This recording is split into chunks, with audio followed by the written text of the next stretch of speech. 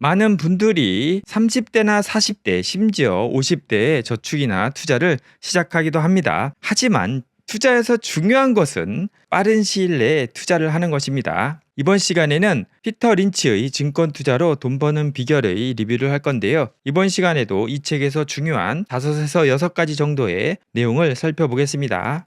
첫째는 투자를 바로 지금 하라는 것입니다. 그 이유는 투자는 빨리 하면 할수록 복리의 효과가 적용돼 가지고 큰 수익을 얻을 수 있기 때문입니다. 그래서 가장 좋은 방법은 젊었을 때 부모님의 집에 머무르고 있는 시절에 빨리 저축을 시작하는 것입니다. 그래서 한 달에 $10든 $100든 $500든 상관없이 규칙적으로 투자를 하면 되는 것입니다.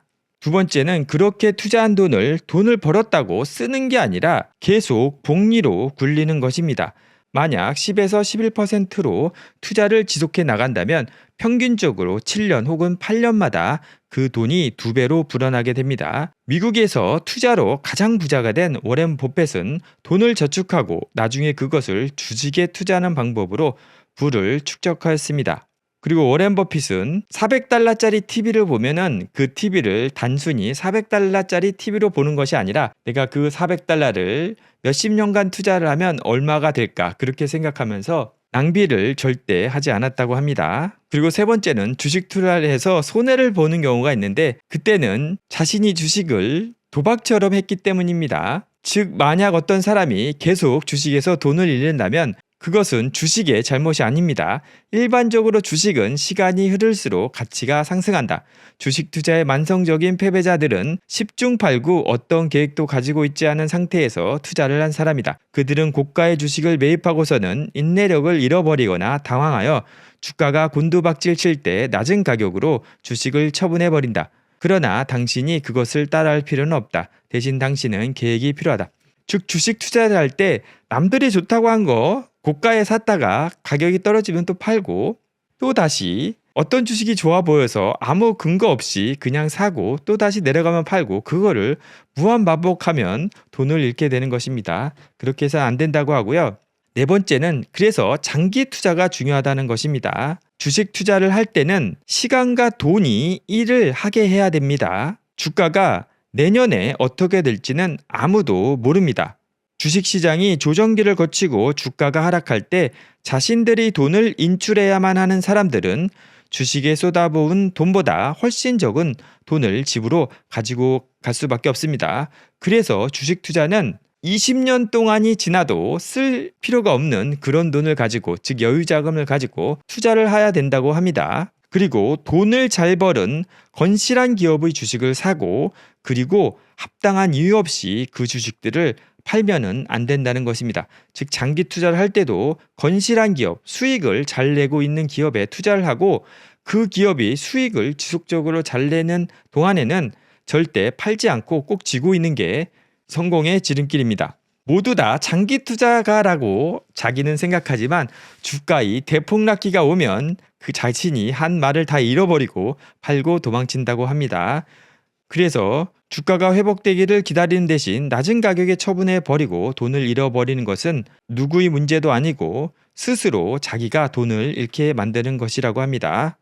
그래서 주가가 낮아지거나 장세가 조정기를 거치면 주식은 위험하다고 생각하는데 그때가 주식을 매수해야 될 최상의 시간이라고 합니다. 그러면은 어떤 주식에 투자를 해야 되는지가 정말 궁금할 텐데요.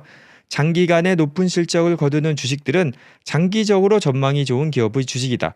성공적 투자의 열쇠는 성공적인 기업들을 찾아내는 것이다. 따라서 훈련 기간 동안 최상의 것을 얻기 위해 선택한 기업들에 대해서 그리고 선택 동기에 대해서 가능한 한 많은 것을 배워야 한다. 즉 처음에 큰 돈을 가지고 직접 투자를 하는 게 아니라 주식을 처음 시작하시는 분들은 한 달이든 1년이든 가상 매매를 통해서 훈련을 하라고 합니다.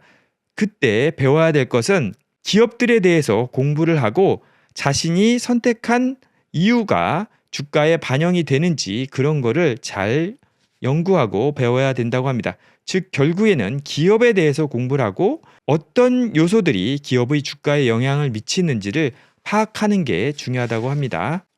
그래서 투자가로서 해야 할 일은 운이 아닌 교육받은 대로의 추측을 하는 것입니다. 주식을 선택하고 너무 비싼 값에 매입하지 않으며 보유한 주식을 발행한 회사에 대한 좋은 소식과 나쁜 뉴스를 계속해서 주의 깊게 들어야 하는 것이 바로 주식 보유자가 해야 할 일이며, 이를 통해서 투자의 위험을 최소화할 수 있다고 합니다. 너무나 중요한 거죠. 그리고 마지막으로는 12배의 이익을 잡는 방법인데요. 일반 투자가들은 너무나 주가만을 추적하며 주식의 매수 매도를 하는데요. 그러면은 안 된다는 것이고요. 기업에 대해서 파악하는 것이 중요하다고 합니다. 그래서 첫째는 판매량이 증가하고 있는지, 둘째는 적당한 이익을 창출하고 있는지, 셋째는 내년에도 판매가 증가하는지, 그리고 이익이 증가하는지를 주주들에게 전달되는 분기와 연간 보고서를 공부하면서 얻을 수 있다고 합니다.